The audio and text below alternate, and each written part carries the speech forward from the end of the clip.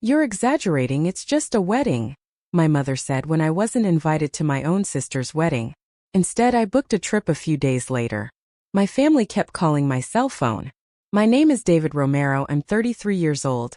I'm an architect, I live in Seville, and 2 weeks ago I discovered that my younger sister, Claudia, erased me from her life as if I never existed. And she did it in the most elegant and cruel way possible. A wedding without an invitation. Yes, my own sister, my little girl, the one I cared for, defended, protected. The one for whom I sacrificed friendships, partners, vacations, even dreams. The same one who cried on my shoulder when mom yelled at her. The one who called me at midnight when her first boyfriend left her. The one who lived in my apartment for 2 years while she studied and couldn't even turn off the light. The one I gave her first laptop to and paid for her master's degree. Claudia, my blood. And yet when she announced her wedding in Granada, I didn't receive a single word, not a WhatsApp, not an email, nothing. And the worst, the phrase that still burns in my chest. "We've only invited the people who are really important to us." She said it on Instagram in a story with that sweet tone she always used to manipulate everyone. With her fake smile, with her white rehearsal dress, with the romantic music in the background. And yes, I saw the names, all the distant cousins, the friends from school, the former literature teacher, even a great-aunt who lives in Brazil, everyone but me. When I asked Mom why, of course I did. Even with a knot in my throat and trembling hands, she just answered this with that air of cold superiority that characterizes her. "Oh, David, don't make it bigger than it is, it's just a wedding." Just a wedding, as if I didn't know what that meant, as if it didn't hurt that after everything, after years of being her shield, her shoulder, her personal bank, I wasn't even worthy of being among the important ones. That was the moment, not when I read the guest list, not when my aunt wrote to ask me, "Why weren't you going?" Not when my father, as always, washed his hands of it. No, it was when my mother, the same one who demanded that I sacrifice myself for the good of the family, looked me in the eye and told me it was just a wedding. That's when something broke, something inside, something I don't intend to rebuild. That night, while the family group chat exploded with memes about the wedding preparations, I did something I never thought I would do. I booked a trip to Ibiza. First class, boutique hotel with spa, ocean view just for me. And before closing my suitcase, I uploaded a story. Glass of champagne, sunset, dipping in the pool. Sometimes family isn't where you were born, but where you finally feel at peace. 20 minutes later, I had 8 missed calls, and that was just the beginning. Ibiza welcomed me with sun and silence, a different kind of silence, not the silence of family indifference, not the silence of those dinners where everyone talked over me as if I wasn't there. It was the silence of peace. The first few days I did nothing but walk on the sand, swim, drink white wine, and watch the sea until it swallowed the sun. I deactivated notifications. I forgot about the family WhatsApp group titled, "Cloud's Wedding." But the past has long hands and family even longer. Day 3, I decided to check my phone. 48 messages, 11 missed calls. A new post from my sister with the title, "Counting the days with the people who really matter." And there they all were. Cousins, distant uncles, even some of her school teachers. Who wasn't there? Me, the one who practically raised her alone when our parents were working, the one who paid for her masters, the one who put up with her breakups, her dramas, her silences. That same day my mother sent me a message. "Honey, don't take it like that, it's just a wedding, don't make a fuss." Just a wedding, as if it didn't hurt, as if I didn't know what Claudia really meant was, "You're no longer part of my circle, you don't give me prestige, you're no use to me." And that's when I uploaded the first photo. Me in the hotel's infinity pool with a glass of cava and the caption, "Sometimes walking away is the only way to breathe again, #newlife, #nofilter." Day 5, my Auntie Ness, the only one who always had some human warmth, called me. "David, my dear, what's going on? Your mother says you're putting on a show on social media. Claudia is upset." "Upset? Why? For showing that I'm fine? For not crying like they expect?" Auntie Ness sighed. "I'm just saying, try not to add fuel to the fire. Your sister is nervous, it's her moment." "Yes," I replied, "her moment to erase those who don't suit her." Day 6, my father, that man who was always my mother's shadow, called me. His tone was the same as always. Diplomatic, neutral, cowardly. "David, don't pay attention, these things get complicated. You know how women are with weddings. And why am I the only one who's not there? Why were even the neighbors invited? Because Claudia decided that way. You're an adult now, son. Not everything revolves around you." Of course, but when there's something to pay, when there's a problem, then it does revolve around me. And then came the final blow. A message from my mother. David, can you sign the guarantee for Claudia's new apartment? We need your paperwork for the bank. We'd already talked about this. They hadn't talked to me. They'd already decided for me, as always, as if my salary were part of the family budget, as if my bank account were a shared inheritance. And there, with the sun setting over Ibiza and a glass of wine in my hand, I knew I never would again. I recorded a voice note to the family group chat.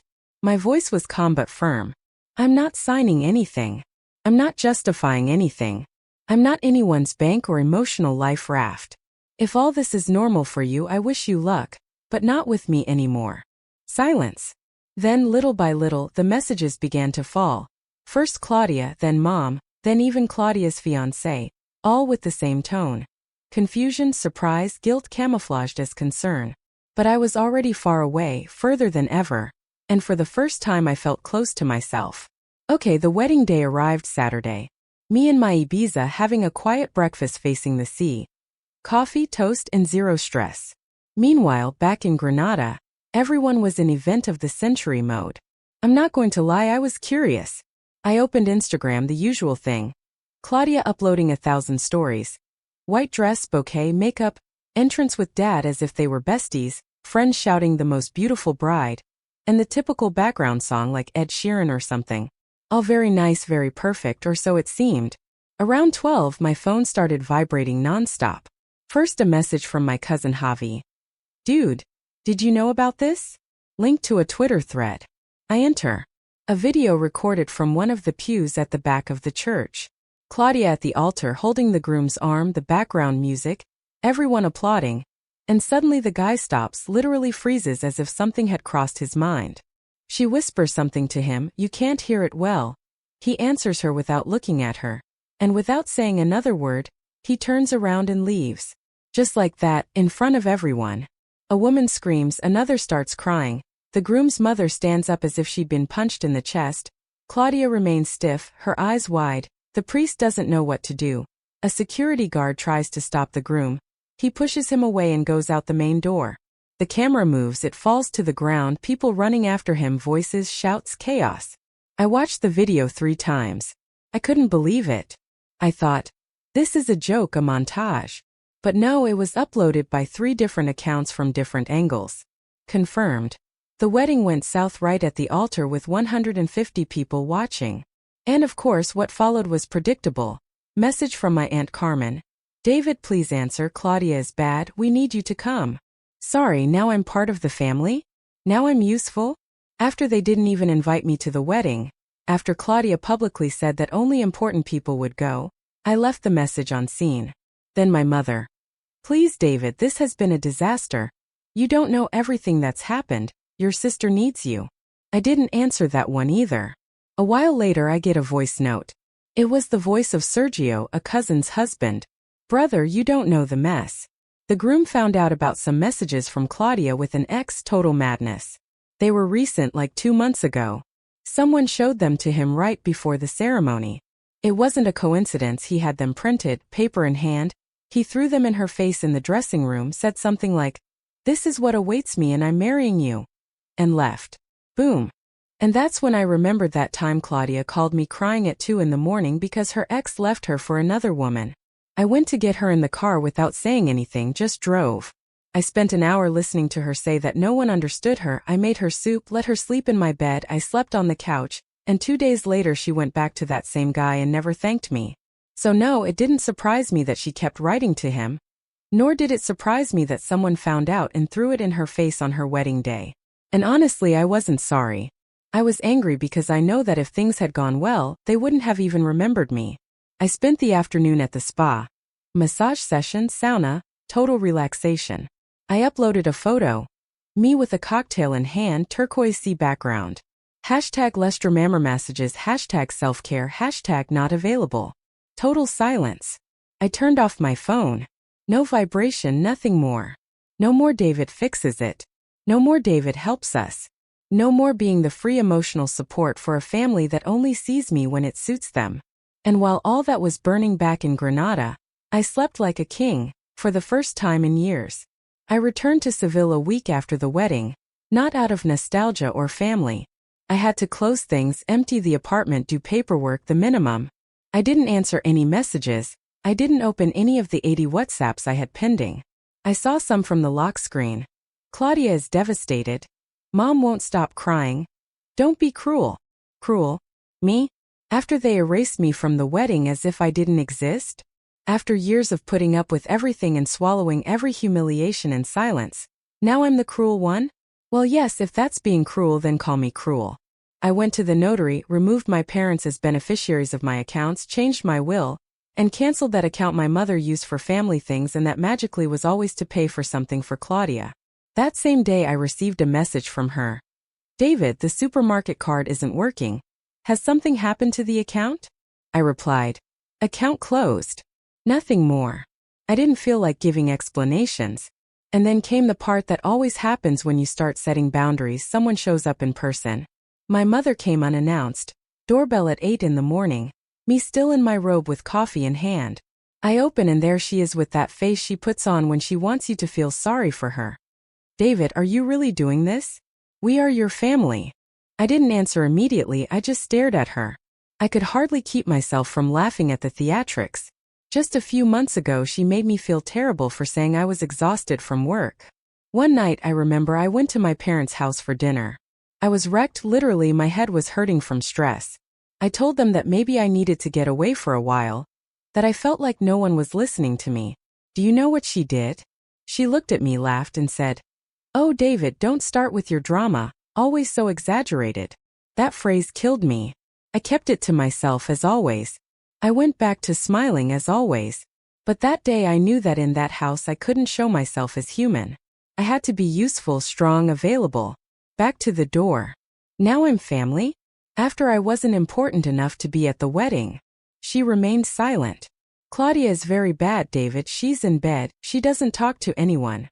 And that's not my problem. It hurt to say it, I'm not going to lie, but it was necessary. Your father is very worried. And where was he when you decided I wasn't worth a chair in the church?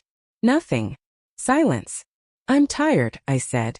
Tired of always being available for you, of paying, of putting up with, of saving. But we are your family. No. You were my family. Now you're people with the same last name as me. Nothing more. I closed the door, not dramatically, I just closed it. 2 weeks later I left Seville. I moved to Valencia. New apartment, small but quiet. Remote work. Simple routine. No one bothering me. I didn't tell anyone. There was no farewell dinner. There was no final talk. I just left like they did with me at their precious wedding. And since then I sleep better. I'm not woken up by my phone with David, can you do me a favor? I don't have to explain what I spend my money on. I don't have to pretend I'm fine so they don't call me dramatic. Now I live peacefully, without guilt, without remorse, without them. 6 months passed. 6 months without emergency calls. 6 months without David, can you? 6 months without having to swallow everything. And for the first time in my life, peace. I'm not saying it was easy at first. The first few days in Valencia were strange. I would wake up expecting someone to need me like a reflex, but then the silence began to feel good. I would get up, make coffee, work peacefully. No always having to solve their problems. No one telling me I'm exaggerating. I was living for myself, and that's something I had never done. 3 weeks later came the first attempt at reconnection. A message from Claudia. Hi, I know I have no right, but I wanted to tell you that I'm sorry. I read it. I left it there. 2 hours later another one. I messed up a lot, I needed you that day, and I needed you after, but you were also cruel. And there I laughed. Me cruel? After you erased me? After years of using me for everything you needed? And then ignoring me at the most important moment of your life? I didn't even reply. And it wasn't out of pride, it was out of dignity. Then came Mom. She wrote me an email. A simple email. Son, we all make mistakes, the important thing is to forgive. Family is the only thing we have. No, what we have are decisions, and I made mine. A month later I ran into them by chance. I was in Valencia on a terrace having a drink with a friend. Mom, Dad, and Claudia were there for a weekend getaway. They saw me. Claudia looked down. Dad waved awkwardly. Mom came to the table. David, aren't you going to say hello? I'm busy. Aren't you even going to talk to your sister? She talked to me before erasing me. Silence. What do you want me to say, Mom?